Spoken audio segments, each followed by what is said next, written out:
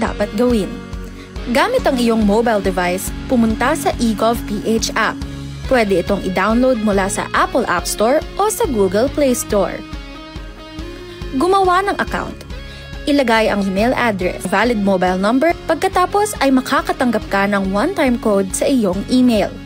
Gamitin ang code sa eGov app para sa verification ng iyong account at ng mga impormasyong ibinigay. Congratulations! Meron ka ng eGovPH app account. Pwede mo na ma-access ang iba't ibang serbisyo ng gobyerno kabilang ang mga serbisyo sa Bagong Pilipinas Presidential Action Center. Sa patuloy na pag-aati ng balita at pagbibigay serbisyo publiko, kinilala ng prestiyosong Asia Pacific Broadcasting Plus Awards 2025 ang galing at dedikasyon ng Radyo Pilipinas. Patunay ito ng tapat na paghatid ng serbisyo sa mga Pilipino, maparadyo, TV at maging sa makabagong paraan ng paghahatid ng balita sa mundo ng social media. Sa pangunguna ni Presidential Broadcast Service Director Dindo Amparo, kasama ang lahat ng kawani ng Radyo Pilipinas. Inaalay namin ang pagkilalang ito sa bawat Pilipinong aming pinaglilingkuran. Radyo Pilipinas, Radyo Publiko. Radyo Pilipinas, Radyo Publiko. Radyo Pilipinas, Radyo Publiko.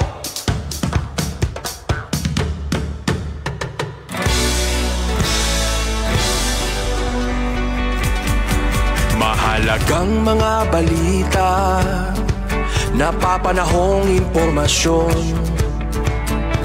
Kami ang inyong gabay pag may bagyo at sakuna.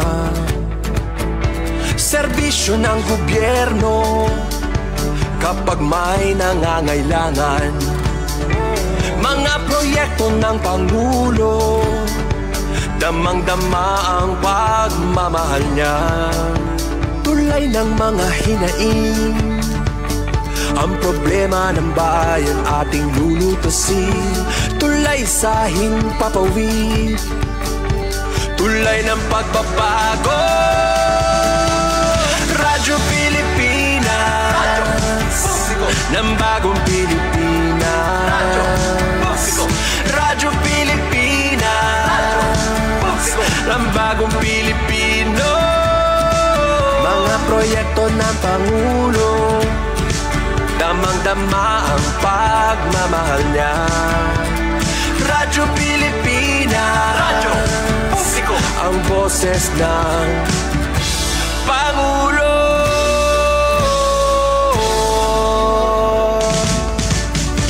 Karamay nyo kami, kahit malayo man kami nakakarating.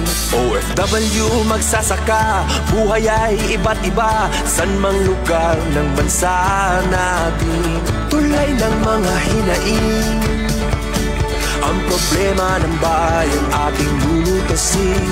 Tulay sa himpapawid, tulay ng pagbabago.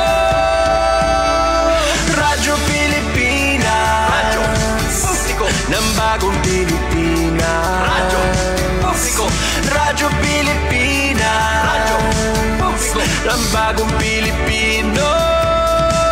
Mga proyekto ng Pangulo, damang-dama ang pagmamahal niya. Radyo Pilipinas, Radyo Publiko, ang boses ng Pangulo. Radyo Publiko, Radyo Pilipinas, Radyo Publiko, Radyo Pilipinas. It's Cope with me time na. Oras na to give yourself some love. Huminga, mamalandong, ngan sudlo naton kalugaringon para makakope sa daily stress sa aton kinabuhi. Updiak niyo bumiyahe, ngan i-navigate an ups and downs san kada adlaw nga kinabuhi para makitaan kusog nga dila permi sa aton kalugaringon.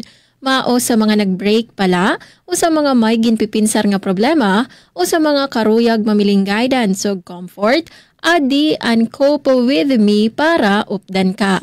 Remember, waray problema nga dako, kung ato na ato bangon san kaisog, pagpaid ngan kahibaro nga mayada mga tawo nga dala permi na mamati ngan mag-cope with you. Mao get ready to tune in. Abrihian niyo kasing-kasing nga nupod kita lumayag pakadto sa self-discovery, personal growth ngan resilience. Dinhila sa Cope with Me. Aton oras 8 minutos sa naglabay sa 3:00. Hello, beautiful souls, and welcome back sa Cope with Me. I'm your on-air companion, Suzette Pretencio. Kaupod niyo permi sa journey called life. Ngan kaupod naton sa Master Control sa Ramamonet Perito, si Joven Cardenas, ngan si Kuya Israel Gonzalez. Maupay nga kulop sa iyong atanan, maupay nga Huwebes, maupay nga Thursday sa nga tanan nga namamati sa aton nga na sa radyo, ngan mga namamati og naghihiling nga na sa aton mga magkadorodelain nga social media accounts sa Facebook o sa YouTube man at Radyo Pilipinas Kalbayog.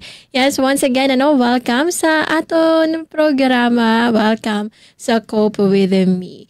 And by the way, bangin pwede pa ka mo makahabol sa mga adala sa Katbalogan, yan na ginudumara lagi hapon ang summer wellness activity. Pwede ka mo makag-avail sa pedicure, manicure, massage o arot mao sa mga haranila sa Summer Gymnasium, sa mga may kilala nga adtuhan na sa Katbalogan.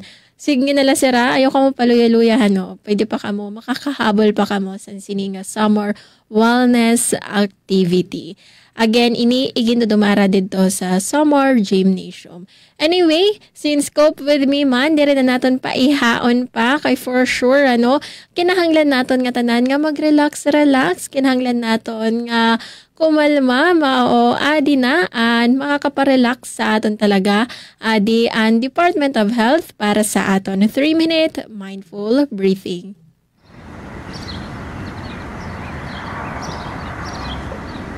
Humanap ng isang komportableng pwesto. Dahan-dahang ipikit ang iyong mga mata at ilapag ang iyong mga kamay sa iyong tuhod. Ituon ang iyong atensyon sa pagkakadikit ng iyong katawan sa kung saan ka man nakaupo o nakasandal. Pakiramdaman ang bigat ng iyong katawan sa iyong inuupuan. Siguruhing tuwid ang iyong likod at komportable ka. Huminga na malalim. Inhale. Exhale. Inhale. Exhale. Habang patuloy kang humihinga ng malalim, i-relax ang iyong balikat, ang iyong tiyan, ang iyong mukha, ang iyong mga kamay, pababa sa iyong mga binti at paa. Bigyang pansin ang mga ito at dahan-dahang bitawan ang anumang tensyon. Ngayon, muling ituon ang iyong atensyon sa iyong paghinga. Obserbahan kung paanong dumadaloy ang hangin papasok sa iyong ilong, papunta sa iyong lalamunan, patungo sa baga, at palabas muli sa iyong ilong. Bigyang pansin ang bahagyang pag-angat at paglubog ng iyong dibdib at tiyan sa bawat inhale at exhale. At subukang gawing natural lamang ang paghinga at mag-relax. Ngayon, pagtuunan ng pansin ang pakiramdam ng iyong paghinga sa iyong ilong. Pakiramdaman ang iyong hininga habang ito'y pumapasok at lumalabas. Mag-focus lang sa pakiramdam na ito sa tuwing paghinga at paglabas ng hininga. Maaari mong mapansin na malamig ang hangin pumapasok sa iyong ilong at mas mainit naman ang lumalabas na hininga. Kapag napaisip sa ibang mga bagay o kung may mga bagay man na nakakadistract sa iyo ngayon, bigyang pansin lang na ito'y mga naiisip mo lamang at bahagyang ibalik ang iyong atensyon sa iyong paghinga at huminga ng malalim at ilabas. Pansinin ang unti-unting paghinahon ng iyong katawan. Pagtuunan ng pansin ang iyong paghinga at payagang dumaan ang mga ibang laman ng iyong isipan at mga nararamdaman habang tuloy-tuloy ang paghinga. At kung ika'y handa na, ibalik ang iyong atensyon sa pagkakadikit ng iyong katawan sa iyong inuupuan o sinasandalan at dahan-dahang imulat ang iyong mga mata. Alright, asyad to naton 3-minute mindful breathing tikang sa Department of Health. Ngan sa pagkayana, kadi naman kita sa aton ikaduha nga Cope With Me habit. Aton sudlon, aton kalugaringon, pakayanhan naton aton kalugaringon. Tara, durungan kita, mag-journal kita. Ngan, para sa aton journaling prompt, yan ang kulop, an aton pakayana. If life asked you one question today, what would it be? Otrohon kon pakayana. If life asked you one question today, what would it be?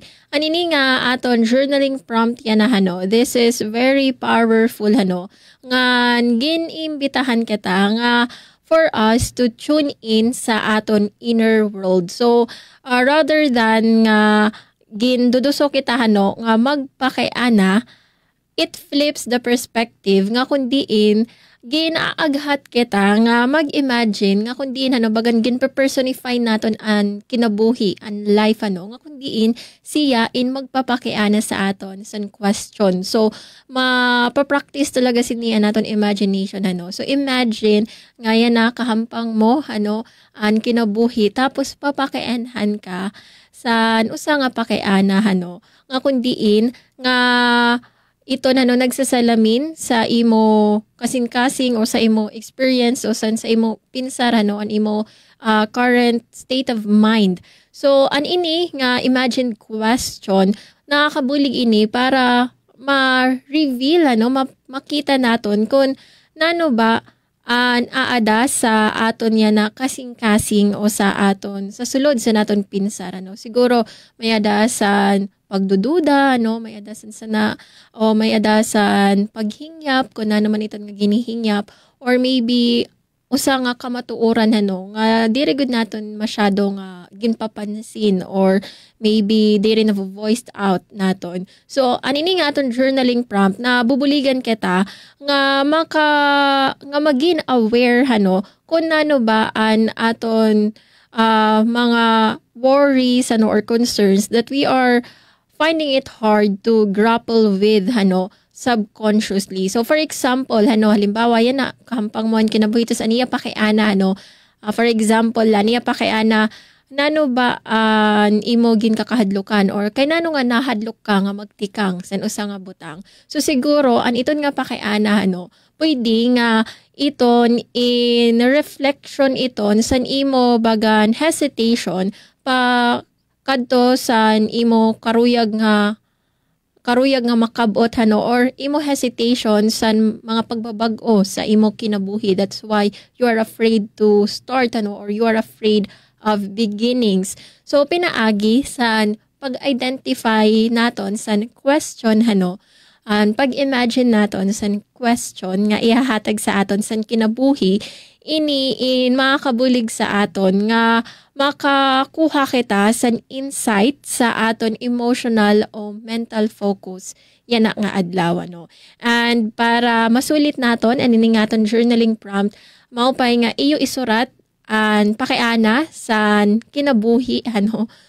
isurat an pakiana san kinabuhi sa imo and answer it honestly. So asyan kapayan sining aton journaling prompt ka unique ini. So kamo nga tanan kita in maghihimo kita sa aton mga kalugaringon nga mga questions, diba? And again, ini nga proseso na makakabulig sa aton para mas maging self-aware kita, makakuha kita insight sa aton mental state of mind, aton emotional state liwat, ngan ini nga proseso, it can be really both grounding and revealing, nga kundiin, makakahatag ini sa aton san kasayuran kung nano ba aton kinahanglan sa pagkayana. So trohon ko an aton journaling prompt paghimo kamo san pakiana aton journaling prompt, if life asked you one question today, what would it be? Aton oras 18 minutos ang naglabay sa alas 3, mabalik kita sa aton programa Cope with Me pagkatapos la san pipera nga mga pahibaro. News and current affairs, top stories of the day, business, sports, music, and entertainment. Dadalhin sa inyo ng mas pinaganda, mas pinalawak, mas pinalakas. Radyo Pilipinas. Radyo Pilipinas, Calbayo, DYOG 882 AM. Ang bagong Pilipinas ay mas konektado at produktibo sa tulong ng mga kalsadang patuloy na pinatitibay at pinapaganda ng Subic Bay Metropolitan Authority. Remember, magkakaroon ng project ang Pangulo ng bridge to link Cavite, Batangas, Cavite, Bataan, Subic. Yung road rehabilitations and road construction. Remember na ginawa ito ng mga Amerikano since 1992. So we really have to rehabilitate all the roads slowly, pagandahin pa, ayusin at laparan. Kasama ang mga matatag at maaasahan na kalsada, tatahakin natin sama-sama ang bagong Pilipinas. Sa pamahalaang Marcos, ang bagong Pilipinas nakikita na sa nagbabagong Pilipinas. Patuloy ang trabaho, patuloy ang pagbabago. Kalusugan ang pinakamahalagang yaman at ano pa man ang estado sa lipunan, bawat isa pangangalagaan, walang maiiwan dahil sa bagong Pilipinas, bawat buhay mahalaga. Bukod sa pagpapaunlad at pagpapalakas ng healthcare system ng bansa, ipinagmamalaki rin ang kagawaran ng pagkilala sa Pilipinas sa buong mundo sa kontribusyon nito sa pandaigdigang kalusugan. Ang kalusugan ay hindi lamang isang serbisyo, ito'y isang karapatan ng bawat Pilipino, bawat komunidad at bawat health worker sa mas ligtas, mas masaya at mas malusog na buhay. Dekada man ang hinintay. Sa panahon ni Pangulong Ferdinand R. Marcos Jr., tuloy na ang Cebu Bus Rapid Transit System na siyang kauna-unahan sa Pilipinas. It involved a great deal of very meticulous planning to get it absolutely correct, and I think that they have done a good job, and that is why we are here today. Inaasahang nasa 100 at 60,000 pasahero ang maseserbisyohan oras na matapos samuo ang proyekto. Sa bagong Pilipinas, ang biyahe ng bawat Pilipino ay mabilis, maginhawa at ligtas. Aton oras, 21 minutos sa naglabay sa alas 3. Kamuin padayon nga namamati sa Cope with Me, your go-to radio show for navigating life stress. Dinhila sa aton estasyon 882 kHz DYOG Radyo Pilipinas, Radyo Publiko Calbayog. Ngan sa pagkayana sa pagpadayon sa naton programa, aton paghaharampangan para sa aton main segment usang abutang nga makakabulig para sa aton mga kabatanunan, para sa mga bata. Ani an pag-practice sa mindfulness, diba? Kada kulop dedehani permi kita sa nagdudumara sa mindful breathing, so that is another way of practicing mindfulness, Kay talaga ang pag-practice sa mindfulness nakakabulig ini ngan maupay ini nga pamaagi para mapahamubo aniton nga anxious feeling, anxiety ngan nakakabulig ini nga makabot aniton nga sense of inner peace nga kundiin very ideal ini para sa aton mga kabatanunan. Yan na nga, I think, overstimulated na serano. Kasi aton mga bata yan na, di ba? Bata pa lang, ada pa lang hani sa baby pa lang hani, di ba? Ada na sa gadgets, so sige na, hiling, mga naman ito dito sa TikTok, o YouTube, o sige, uyag Mobile Legends, mga uyag Mobile Games.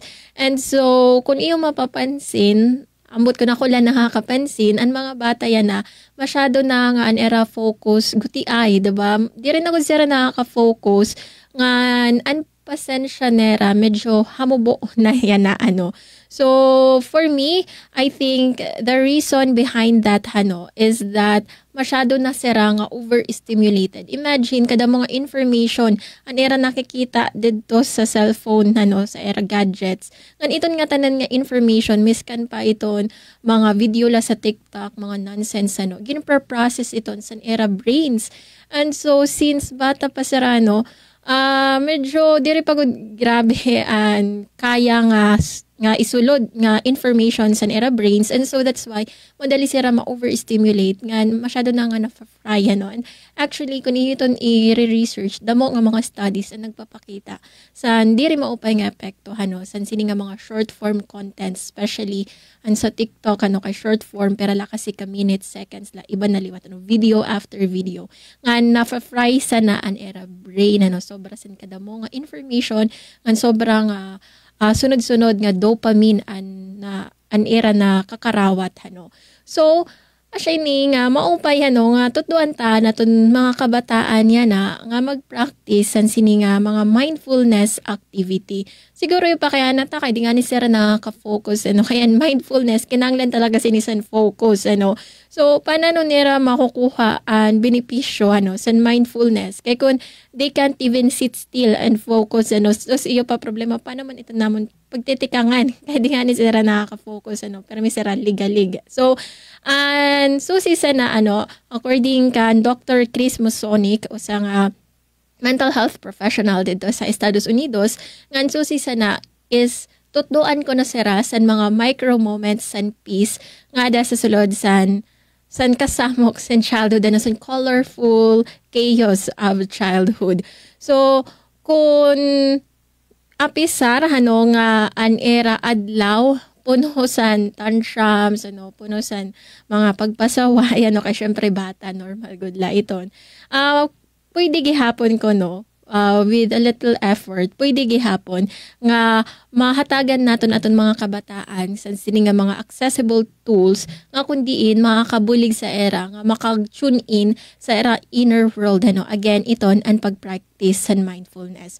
So just a recap, ano ba ang mindfulness?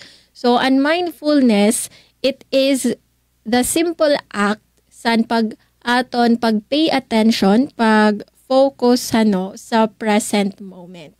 So, since ang mga kabataan talaga man good, naturally talaga usually sa mga kabataan, medyo di man good talaga sira dako anira attention span. So, di rin nagod nga ni dako attention span, mas naguti pa ito again because of our social media So for kids and mindfulness diri an karog sigon sana nga magma-meditate sara magma-mindful breathing sara for 3 minutes or for 10 minutes mag-meditation ima-master nila ang meditation.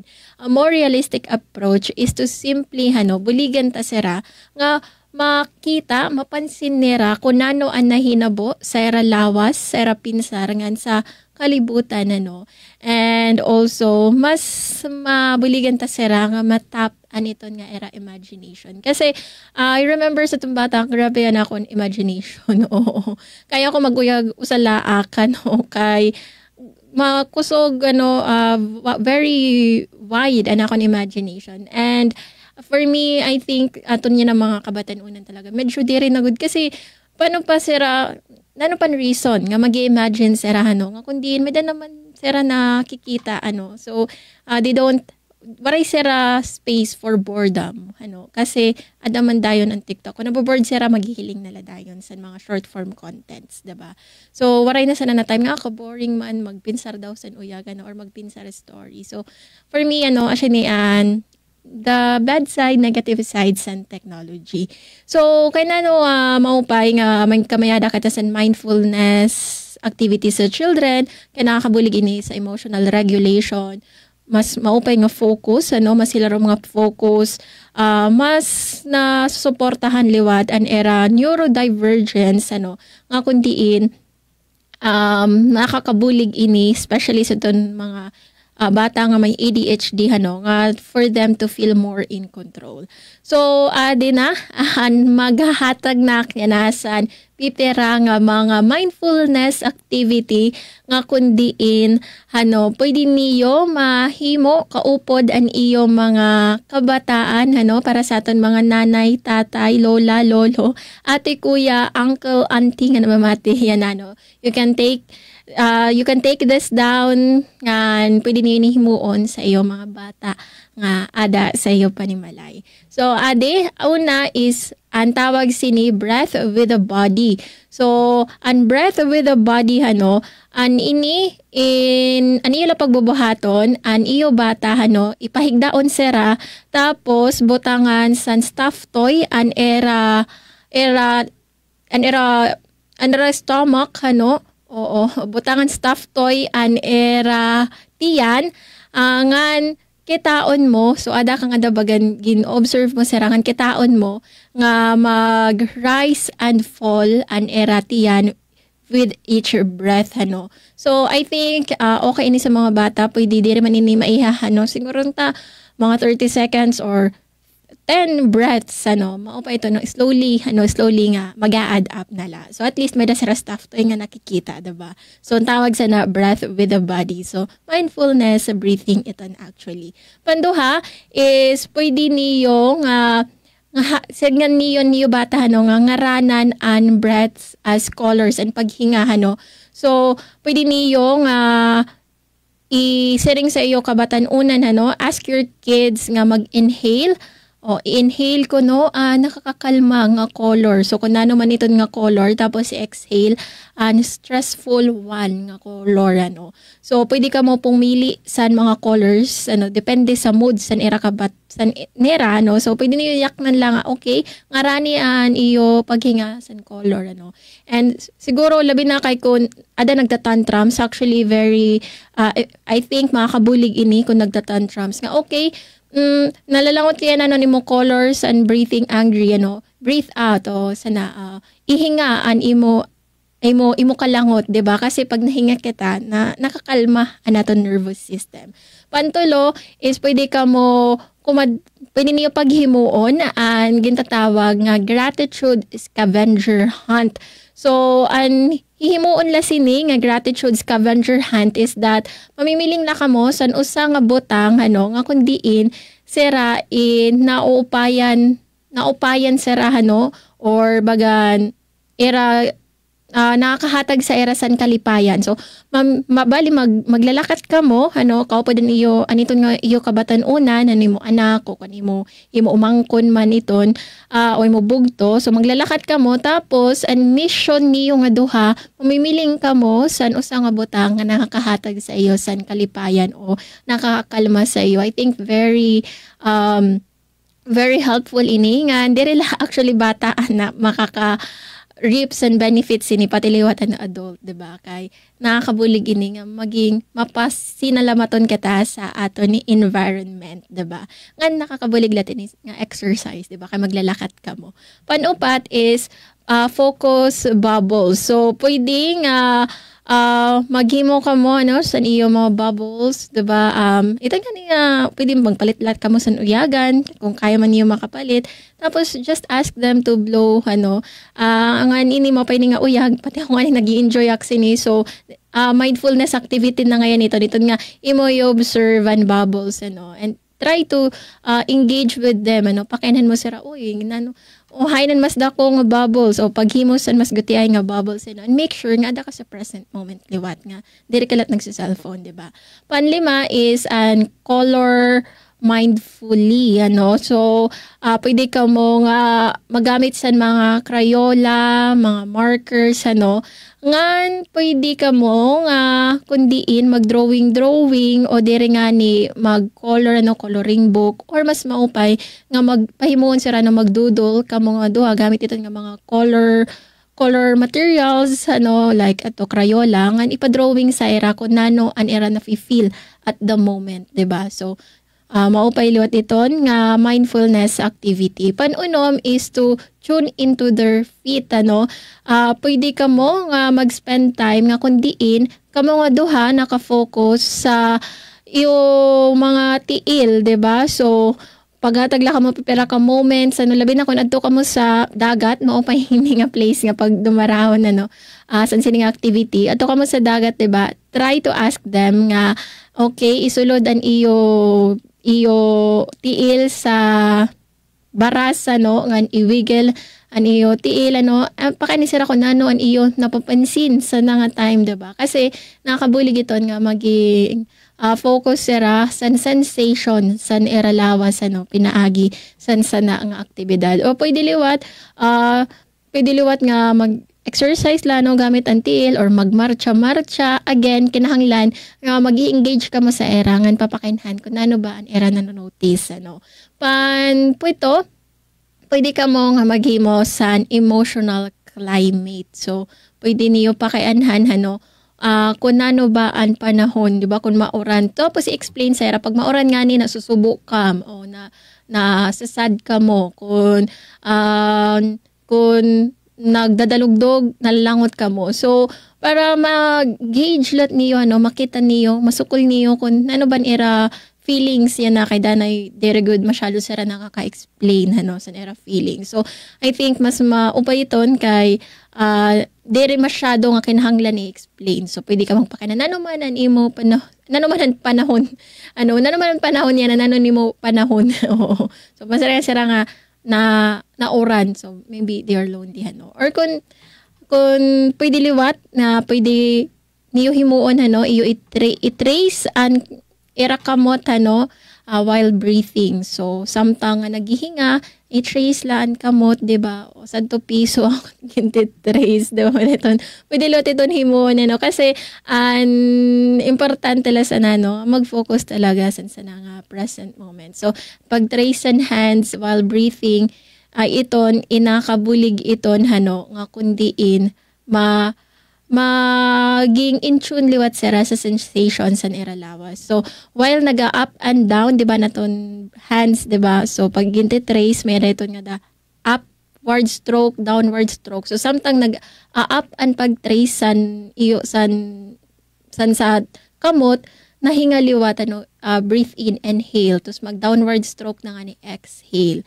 Inhale, exhale. So, it's another form of mindful breathing liwat. So, siya to, pipira nga mga mindful activities nga akon ma-share sa iyo. Actually, damo pa ini. So, siguro sa mga next episodes, may dapak sa iyo i-share kasi mapay talaga nga bata pala. Ngan mapay nga tutuan nato mga kabatan-unan niya na nga mag-practice sa sini nga mindfulness activity again because masyado na sira nga overstimulated and kinahanglan nga mabuligan ta sira nga in tune maging aware sira kung nano an natatabo sa inner psyche nano natatabo sa era lawas sensations of their body. And again, nakakabulig ini damo ang benefits ini otrohon ko lahat nakakabulig ini sa era focus empathy ngan emotional regulation. Ato no oras 36 minutos ang naglabay sa 3:00. Mabalik kita sa aton programa Cope With Me pagkatapos lasan pipera nga mga pahibaro. News and current affairs, top stories of the day, business, sports, music, and entertainment. Dadalhin sa inyo ng mas pinaganda, mas pinalawak, mas pinalakas. Radyo Pilipinas. Radyo Pilipinas Calbayo, DYOG 882 AM. Uy, mine na to. Then check out. Hassle-free talaga na pamimili. Aba, legit ba yan? Oo naman. Sa tulong ng Internet Transactions Act ng DTI, protektado ang ating mga karapatan bilang mamimili at tsak na ligtas ang online shopping. Kaya ang mga online na negosyo ay dapat maging transparent at secure sa bawat transaksyon. Protektado nga tayo laban sa pandaraya. Ngayong taon, inaasahang makukumpleto na ang Cebu Bus Rapid Transit System na siyang kauna-unahan sa Pilipinas. Dahil ito sa pagtitiyak ng ating Pangulong Ferdinand R. Marcos Jr. na magtutuloy-tuloy ang pagbuo ng proyekto. It involved a great deal of very meticulous planning to get it absolutely correct. And I think that they have done a good job. May 76 na bus stops ito sa buong lalawigan ng Cebu. 60,000 pasahero na ang naserbisyohan sa partial opening pa lamang nito noong nakaraang taon. Asahan ang higit 100,000 pa oras na matapos ang kabuuan nito. Hindi na lang sa sariling bayan ay papamalas ang talento ng Pilipino. Dahil sa ASEAN, umaabot na sa iba't ibang panig ng rehiyon ang sining natin, kinikilala, pinapakinggan at hinahangaan. Alam mo ba, mas marami na ang Filipino artist na naipapakita ang kanilang obra sa buong Southeast Asia dahil sa ASEAN. I can't wait for ASEAN to create more programs that will encourage collaboration. I think what would be nice is meeting the past participants. ASEAN would be open to residencies not just for artists but also to writers, to art critics, to curators, to other cultural workers. Sa ASEAN Artist Residency Program, ilang Pilipino na ang napiling lumikha ng sining sa Jakarta, Indonesia at ang kanilang likha bahagi na ngayon ng permanent collection ng ASEAN Gallery. Mayroon ding Connect ASEAN, isang art exchange program na gumagamit ng online at on-site exhibits sa mga palabas sa Manila, Jakarta at Busan. Tampok ang mga likha ng Filipino artist sa harap ng libu-libong manonood. At nitong 2024, tampok rin ang galing ng mga Filipino graphic artist sa ASEAN Graphic Arts Exhibition sa Vietnam, kasama ang higit 150 likha mula sa buong ASEAN. Pero higit pa sa pagpapamalas ng husay sa sining ang layunin ng ASEAN. Sa pamamagitan nito, nabubuo ang palitan ng kultura at ideya sa pagitan ng mga artist mula sa iba't ibang bansa. Mula rito'y sumisibol ang koneksyon, pagkakaibigan at mga obrang mas makabago, mas makulay at mas makahulugan. Dahil sa ASEAN, ang sining ng Pilipino ay hindi na lang para sa lokal na eksena. Ngayon, may entabladong regional, mas malawak, mas makulay at mas kinikilala. Aton oras, 39 minutos sa naglabay sa alas 3. Kamuin padayon nga namamati sa Cope with Me dinhila sa 882 kHz DYOG Radyo Pilipinas sa Radyo Publiko Calbayog. Ngan sa pagkayana, mag-good vibes naman kata san pipera nga mga good news. Radyo Pilipinas. Radyo Pilipinas. Report.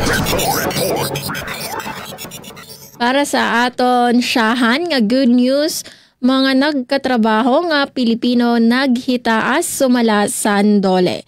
Ginpahayag sa Department of Labor and Employment o DOLE nga ang pagdamo sa mga Pilipino nga nagbibiling sa trabaho inakabulig sa pag-asenso o paghitaas sa June Labor Force Survey sa Philippine Statistics Authority. Sumalakan DOLE Secretary Bienvenido Lagasma tikang 96.1% sa bulan sa Mayo, sinakaini ngadto sa 96.3% nga employment rate sa bulan sa Hunyo, kaparehas sa 185,000 nga tawo nga nagkatrabaho sulod sa usa ka bulan. Dako ang papel sa industriya, sa retail trade, pangingisda o construction sa pagparig-on sa labor market. Ang mga waray trabaho na ibanan liwat tikang 2.03 million sa Mayo ngadto sa 1.95 million sa Hunyo, samtang ang underemployed na ibanan liwat tikang 6.6 million ngadto sa 5.7 million. Ginpasarig naman ni Lagasma nga magpapadayon ang DOLE sa pagpauswag sa mga programa para sa kabatan-unan ngan mga job seekers, upod and field job net, job fairs ug internship programs. Dugang panaton nga good news, bag-o nga palaod para sa mas epesyente nga serbisyo publiko ginpasidunggan sa Department of Budget and Management. Gindayaw sa Department of Budget and Management o DBM ang pagperma sa Republika Acta 12231 o Government Optimization Act nga nagtutuyo mapaupay ang serbisyo publiko pinaagi sa pagreorganisa sa ehekutibo. Sumalakan DBM Secretary Amena Pangandaman, ini nga balaod mao ang defining moment sa paningkamot nga magkamayada mas responsive ngan mas epesyente nga gobyerno. Ang balaod nagtutugot sa presidente nga i-merge para uray kunon balhinon o i-abolished ang mga ahensya nga doble ang trabaho. Magkakamayada liwat Committee on Optimizing the Executive Branch nga pamumunuan sa Executive Secretary ng DBM Secretary. Ginsiguro ni Amena Pangandaman nga prioridad gihapon ang katungdanan sa mga empleyado sa gobyerno nga nanreforma in para sa alignment kapasidad ngan mas maupay nga serbisyo sa publiko. Dugang pa nga maupay nga balita bag-o nga mga 154 nga mga bag-o nga Sharia counselors nanumpa sa Manila Hotel. Nanumpa na como Sharia counselors at law ang 154 nga nakapasar sa 2025 Sharia Special Bar Examinations o SSBE nga ginbuhat sa Manila Hotel Kakulop Hulyo 7. Ginpasa rini sa 24.48% o 154 sa 629 examinees sa siyahan nga fully digitalized SSBE nga gindumara sa Mayo 25 ngan 28 sa upat nga testing centers sa Pilipinas. Top-notcher si Princess Jana Saudagar Pumbaya nga may rating nga 89.97%. Ginpasidungkan sira ni Supreme Court Associate Justice Antonio Co. Jr., chairperson sa 2025 SSBE, nga nagsiring nga nira admission mawan simbolo sa pagserbisyo sa katilingban labi na sa mga Muslim. Ginhatagan importansya liwat ni Justice Henry Jean Paul Inting ang papel sa Sharia counselors sa pagpadayon san balor ngan tradisyon san komunidad pinaagi san balaod. Dugang pa nga maupay nga balita, sobra 1 milyon nga mga bag-o nga botante para sa BSKE na-record san COMELEC. Nakabot na sa Commission on Elections o COMELEC ang target nga 1 ka milyon nga bag-o nga botante para sa barangay ngan sangguniang kabataan elections o BSKE. Sumalakan COMELEC Chairperson George Garcia, sobra na sa 1 milyon ang nakarehistro sa siyahan nga 5 kaadlaw sa registration nga nagtikang sa Agosto 1. Nagpasalamat siya sa kooperasyon sa iba nga ahensya sa gobyerno ngan pribado nga sektor sa sini nga pagkamanilampuson. Basar sa pinakabag-o nga datos, 1,001,970 na ang total nga aplikasyon, kundiin pinakadamo ang Calabarzon nga may 138,843 applicants, ginsundan ini sa Central Luzon ngan NCR. Para sa aton katapusan nga good news, NCSC mas ginpakusog ang kampanya kontra Alzheimer's ngan suporta sa mga senior citizen. Gintutukan niya na sa National Commission of Senior Citizens o NCSC ang awareness campaign kontra Alzheimer's ngan dementia samtang ginpapadukwag ang trabaho ngan pangabuhian para sa mga senior nga waray pensyon. Sumalakan NCSC Chair Dr. Mary Jean Loreche nakig-koordinar na sira sa Philippine General Hospital ng Alzheimer's Disease Association para sa National Intervention Program nga magtitikang sa edukasyon ngan awareness. Ginpapahilawig liwat sa NCSC ang social prescribing sa mga care center base makabulig sa mental health sa mga senior nga nakaka-eksperyensya sa depresyon. May mga programa liwat para sa skills training sa pakigbinuligay sa TESDA ngan dole labi na sa agribusiness, turismo ngan fruit preservation. Ginpaplano naman sa NCSC nga pahilawigon ang pribilehiyo sa pagboto sa mga senior upod ang mas accessible nga voting sites ngan early voting options. Ginpatapod pa ni Loreche nga seryoso ang gobyerno sa paghatag sa kapakanan sa mga lagas. Asyad to ang kabagusan sa naton mga nahibilingan nga good news, yan ang akulop San Huibes. Aton oras, 46 minutos sa naglabay sa alas 3, mabalik kita sa aton programa pagkatapos la san piperang mga pahibaro. News and current affairs, top stories of the day, business, sports, music, and entertainment. Dadalhin sa inyo ng mas pinaganda, mas pinalawak, mas pinalakas. Radyo Pilipinas. Radyo Pilipinas Calbayo, DYOG 882 AM. Madalas inaaraya ng mga magsasaka ang mababang farm gate price ng palay. Pero sa Price Range Scheme o Pricers Program, mataas ang buying price ng NFA para mahikayat silang magbenta ng ani sa pamahalaan. Happy na ang magsasaka, nakatulong pa sila sa food security ng bansa. Kaagapay ang NFA sa pagtiyak na may pagkain sa bawat hapag sa oras ng sakuna.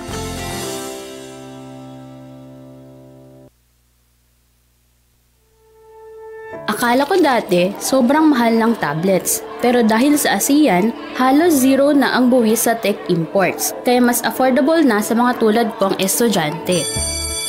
Sa digitized custom system ng ASEAN, mas mabilis dumating ang mga learning gadgets. Mas konti ang delay, mas marami ang matututunan. Mas madali na mag-source ng parts at accessories ngayon. Dahil sa trade agreements ng ASEAN, mas mabilis ang cross-border shipping at mas mura ang gastos. Dahil sa mas malawak na internet sa ASEAN, kahit sa probinsya nakakabili na kami ng tech online. At maraming ASEAN-made products na good quality. Abot kaya pa. ASEAN supports local innovation. Meron tayong mga hubs na tumutulong sa mga inventors at startups gaya ko para protektahan ang ideas at gawing negosyo. Hindi ako techie pero ngayon marunong na ako magbayad at tumanggap ng QR gamit ang phone. Dahil sa ASEAN, mas accessible ang technology kahit sa maliliit na negosyo. Dahil sa digital trade provisions ng ASEAN, mas maraming tech brands online. Nakaka-order ako ng gadgets at accessories na dati ay imported lang. Ngayon, mas mura at legal. Dahil sa ASEAN, mas abot kaya ang tech, mas mabilis ang access, at mas maraming oportunidad para sa lahat. Innovation across borders para sa bawat Pilipino. Aton oras, 49 minutos sa naglabay sa alas 3. Kamoyin padayon nga namamati sa Copo with me din hila sa aton estasyon 882 kHz DYOG Radyo Pilipinas sa Radyo Publiko Calbayog. Ngan sa paggaya namin kita sa announcement ni matikang sa Sangguniang Kabataan san Barangay Dagum and SK in magdudumara san Project Eskwela School Supplies Distribution nga kundiin magahatag sirasan mga school supplies para sa mga pili nga mga benepisyaryo sa college, senior high school nga junior high school. So ini nga distribution sa school supplies pagdudumaraon yan na nga Sabado, Agosto 9 sa Barangay Dagum Covered Court magtitikang sa alas 7:30 san aga. So pagpahinomdom san Sangguniang Kabataan san Barangay Dagum nga ini nga pagkuha san mga kits in personal, diri pwede nga representative laan magkukuha, ngan kundiri ma-claim and kits, i-distribute ini sa iba nga estudyante. Para sa mga beneficiary o beneficiaryo san sining mga school supply kits, bisita nala kamo sa Facebook page Sangguniang Kabataan ng Barangay Dagum 2023 to 2025 para sa pag-check kung ungay ba kamo, api ba kamo san sini nga makakarawat sa mga school supplies. Announcement naman, matikang sa Department of Education o DepEd, pwede na nga tumawag sa Learner Rights and Protection Office o LRPO para i-report ang mga kaso sa pan-aabuso kontra sa mga estudyante. Para sa pag-report, aadi ang Learners Telesafe Contact Center Helpline para sa era telephone number, pwede niyo tawagan 0286321372 o trohon ko 0286321372. Pwede liwat ka mo tumawag sa era mobile number at 0945-175-9777 o trohon ko 0945-175-9777. Pwede liwat ka mo mag-email sa weprotectlearners@deped.gov.ph. Ngan pwede liwat ka mo mag-message sa official Facebook page sa DepEd Learner Rights and Protection Office. Ngan kay harani naman mag alas 4, niyan nga alas 4, tara, durungan kita mag 4 o'clock sa Bayang Habit para denget out. Niyan nga alas 4, ayaw kita kalimot nga mag-search and destroy sa mga lugar nga pwede panimalayan san kitikite ngan lamok nga nagdadara san dengue, sugad san mga daan nga paligad, balde o drum, alulod, luho sa tuna o sa kalsada, vase, anything and anywhere nga gintitirukan san tubig, stagnant water, pwede iton maging panimalay san kitikite ngan san lamok nga nagdadara san dengue. Maunian nga alas 4 ato niton pamilngon nga invited nga possible breeding sites kung may ka mo makitaan alayon nala paglabog ngan para sa mga may ada baldengan drum alayon nala pagbutang takop sa niyo baldengan drum para diriton maging breeding site o panimalaysan lamok ngan kitikite. Ngan samtang nagsisearch and destroy kita, ayo liwat naton syempre kalimtan nga proteheran aton kalugaringon, magsulot kita sa long sleeves, long pants, kan magbutang mosquito repellent sa exposed nga skin para diri kita makagat sa lamok. Once again, niyan nga alas 4, samtang namamati kita sa programa ni Sir Jean nga Billboard, tara talinghuaon naton mag 4 o'clock sa Bayang Habit, para denget out. Ngan bueno, nga nagtatapos ang aton Thursday edition sa naton programa. As always, nagpapahinumdum kami sa iyo to be the grace you need for yourself. That's all for today's episode of Cope With Me. Mababatian niyo perming kada alas 3 hangtod alas 4 tikang Monday to Thursday. Ngan buwas nga adlaw sa parehas nga oras tikang alas 3 hangtod alas 4. Gitain mag-istoryahay naman para sa harampangan ta ini. Kaupod naton sa Master Control, Sira Mamonet Perito, si Joven Cardenas, ngan si Kuya Israel Gonzalez. Masunod ang news update, ngan pagkatapos, masunod naman ang iyo paborito nga programa, ang Billboard. Again, this is Suzette Pretencio, kaupod niyo permi sa Journey Called Life. Aton oras 3:54. Salamat sa pamati and happy Thursday. News and current affairs, top stories of the day, business, sports, music and entertainment. Dadalhin sa inyo ng mas pinaganda, mas pinalawak, mas pinalakas. Radyo Pilipinas. Radyo Pilipinas Calbayo, DYOG 882 AM. Mula pinakamalawak na newsroom sa buong Pilipinas. Ito ang Radyo Pilipinas News Update.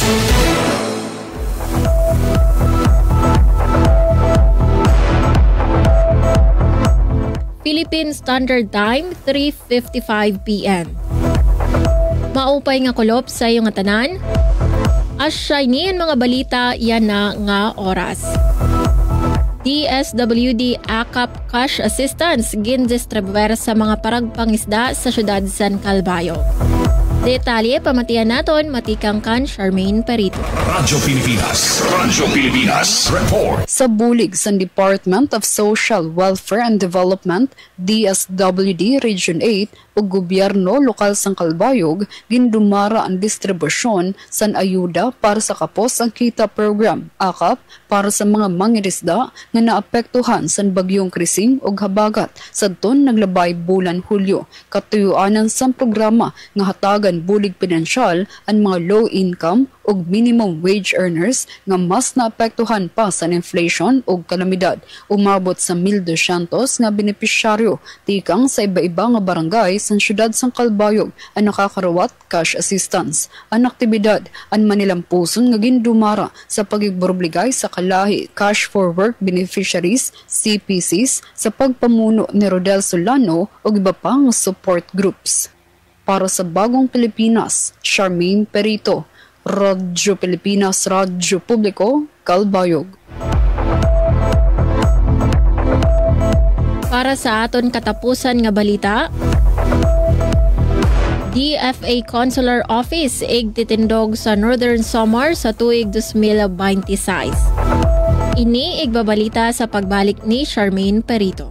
Radyo Pilipinas. Radyo Pilipinas Report. Aprobado na ni Presidente Ferdinand R. Marcos Jr. ang pag-abri sa bag-o nga consular office sa Department of Foreign Affairs DFA sa Katarman, Northern Samar. Sigon kan Northern Samar 1st District Representative Nico Raul Daza, ang ani nga request ni former Representative Paul Daza para sa satellite office ang upgrade como full consular office. Magpapaabot ini kompleto nga serbisyo sugad sa passport application o renewal, authentication sa dokumento, assistance to overseas Filipinos ug visa-related services. Kumpirmado na luwat ang staffing pattern para sa bag-o nga opisina. Samtang ginpahayag ni 2nd District Representative Edwin Chuan nga nakigdialogo na siya kan DFA Assistant Secretary para pagharampangan ang pagtindog sa opisina pati na luwat ang pagparigon sa lokal nga turismo ug pagporma mga trabaho abroad.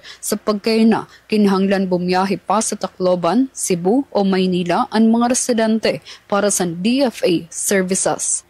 Para sa Bagong Pilipinas, Charmaine Perito, Radyo Pilipinas, Radyo Publiko, Kalbayog. Asyadon kabugusan sa mga balita yan na nga oras. Padayon kamo pamati sa DYOJ Radyo Pilipinas, Radyo Publiko Kalbayog para sa mga news updates. Ini si Suzette Pretencio para sa Radyo Pilipinas, Radyo Publiko.